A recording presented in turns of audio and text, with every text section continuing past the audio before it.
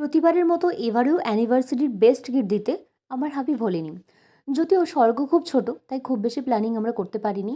তাই রাতে আমরা ডিনারটা সেরেছিলাম পিটার ক্যাটে। যদিও আমার এখানে প্রথমবার আসা, এর আগে আমি আসিনি। এখানে ঢোকার পর ভেতরের অ্যাম্বিয়েন্সটা দেখছো ভীষণ সুন্দর। দেন মেনু দেখে আমরা অর্ডার করতে শুরু করলাম। ফার্স্টেই আমরা অর্ডার করলাম প্রন ককটেল। এটার ভেতরটা পুরো আইস, মানে ঠান্ডা চিল একেবারে প্রনগুলো, খেতে হেভি টেস্টি। তারপর আমরা অর্ডার করলাম তন্দুরি মিক্সড গ্রিল সিজলার ও চেলো কাবাব।